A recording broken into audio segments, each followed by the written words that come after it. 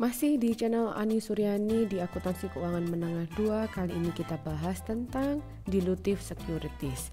Jadi pada pertemuan sebelumnya kita sudah bahas bagaimana perlakuan terkait penerbitan equity treasury shares, bagaimana jika perusahaan menerbitkan dividen. Pada video kali ini kita akan bahas terkait dengan dilutive securities, kemudian share warrant dan perhitungan EPS dan dilutive EPS. Yang pertama akan kita bahas adalah convertible debt. Apa itu convertible debt? Convertible debt itu adalah obligasi yang juga memiliki sifat ekuitas. Jadi obligasi ini bisa dikonversi menjadi ekuitas. Jadi pemegang obligasi itu akan mendapatkan keuntungan sebagai pemegang obligasi karena dia akan mendapatkan pembayaran kupon secara rutin. Kemudian dia juga punya privilege untuk menukarkan obligasi ini menjadi saham. Kenapa sih perusahaan kok menerbitkan convertible debt? Karena yang dilakukan perusahaan adalah untuk meningkatkan jumlah capital dan juga dia juga bisa mendapatkan debt financing dengan rate yang murah. Perlakuan akuntansi untuk convertible debt ini biasanya yang digunakan adalah with and without method, di mana kita harus memisahkan komponen dari ekuitas dan juga komponen dari debt.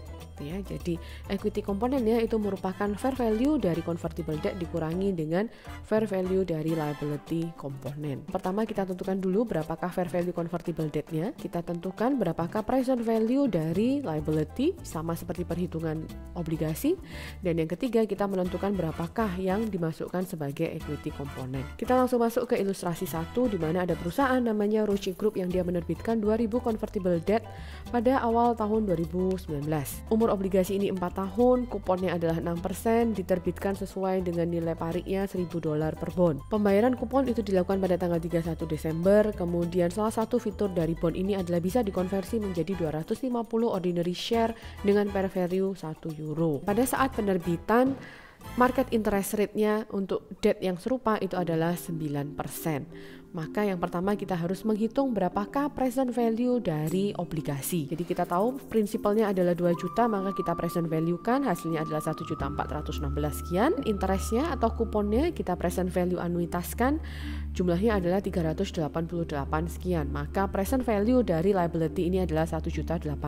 Sedangkan nilai tunainya adalah 2 juta. Jadi kalau kita kembalikan ke bond, maka ini terjadi diskon. Dengan demikian kita tahu bahwa future value dari bond adalah 2 juta. Kemudian present value dari liability adalah 1.800.000, maka fair value dari equity komponennya adalah 194.000. Nah, bagaimana perlakuan akuntansinya? Nah, pada tanggal 1 Januari tentu saja kita menerima uang kas, maka kita debitkan kas, kemudian kita kreditkan bond payable dan juga kita kreditkan share premium. Jadi langsung diakui sebagai share premium. Apabila obligasi ini tidak dikonversi sampai dengan jatuh temponya, maka ya seperti biasa ya, seperti pelunasan obligasi, jadi debitnya ke bonds payable, kreditkan ke kas. Tetapi apabila dia dikonversi pada jatuh temponya, maka kita debitkan bond payable. Jangan lupa kita juga mendebitkan share premium conversion equity dari sini ya. Kemudian kita harus mengakui adanya share capital ordinary. Berapakah share capital ordinary yang diakui? Nah, tadi dari 2000 lembar bond ini bisa dikonversi. Satu bond adalah setara dengan 250 equity. Jadi nilai share capital ordinary-nya adalah 2000 lembar dikalikan 250 dikalikan dengan €1. Ya, jadi share capital ordinary-nya adalah 500.000. Sisi debit dengan kredit kita masukkan ke dalam share premium ordinary. Apa yang terjadi apabila bond ini dikonversi sebelum tanggal jatuh temponya?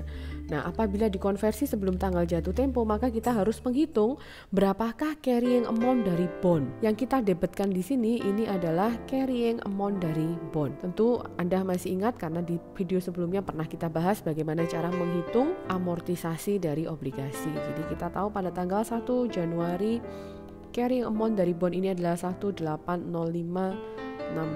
Tanggal 31 Desember ada pembayaran kupon 6%, jadi 120.000. Kemudian interestnya itu adalah 9%, 9% dikalikan 1.800.000, maka ini adalah 1.62506. Maka amortisasi dari diskon obligasi ini adalah 42506. Maka carrying amount-nya sekarang menjadi 1.848.132. Tanggal 31 Desember tahun 2020 ada pembayaran sama kuponnya. Interestnya adalah 9% dikalikan 1.848 adalah 166.332. Maka Nilai diskonto yang diamortisasi adalah 46332. Carrying amount-nya adalah 1894464.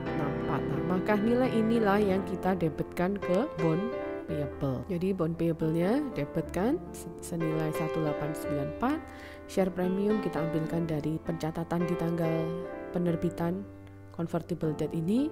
Share capital ordinary seperti biasa perhitungannya, jadi dari 2000 bond yang bisa ditukarkan satu bond masing-masing 250 dikalikan dengan 1 U. Selisihnya masuk ke share premium ordinary. Bagaimana apabila convertible debt ini dilunasi sebelum tanggal jatuh temponya? Jika perusahaan memutuskan untuk membeli kembali obligasi sebelum jatuh temponya, maka selisih antara pembayaran yang diberikan dan carrying amount dari liability itu diakui sebagai gain or loss. Selain itu, jumlah yang berkaitan dengan equity komponen itu juga harus diakui. Kita kembali lagi ke contoh perusahaan yang ROCE tadi. Jika pada tanggal 31 Desember 2020 ROCE ini melunasi obligasi senilai 1.965, bagaimanakah perlakuannya? Jadi kita tahu bahwa fair value dari convertible debt itu adalah 1.965.000 sesuai dengan kas yang dibayarkan. Fair value dari liability komponen itu adalah 1.904.900. Dari mana 1.904.900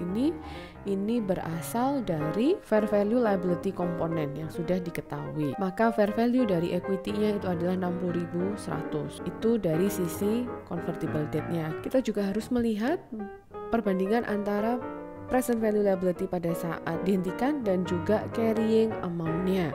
Ya, carrying amount tanggal 31 Desember tahun 2020 sama seperti contoh sebelumnya yang sudah kita hitung, nilainya adalah 1894464. Sedangkan liability komponennya itu nilainya adalah 1.904.900. Nah, present value liability ini lebih tinggi daripada carrying amount. Berarti yang kita bayarkan itu lebih tinggi daripada nilai yang ada. Maka yang terjadi adalah loss. Dengan demikian, pada tanggal 31 Desember 2020 pada saat pelunasan obligasi, maka kita debitkan bonds payable sebesar carrying amount-nya. Kemudian share premium kita debitkan sebesar 60.100. Kita mengakui adanya kerugian karena adanya pelunasan sebelum jatuh tempo dan kita kreditkan kas sebesar yang dibayarkan. Sampai sini dulu kita bahas tentang convertible debt. Kita lanjutkan di video berikutnya terkait dengan convertible preference shares.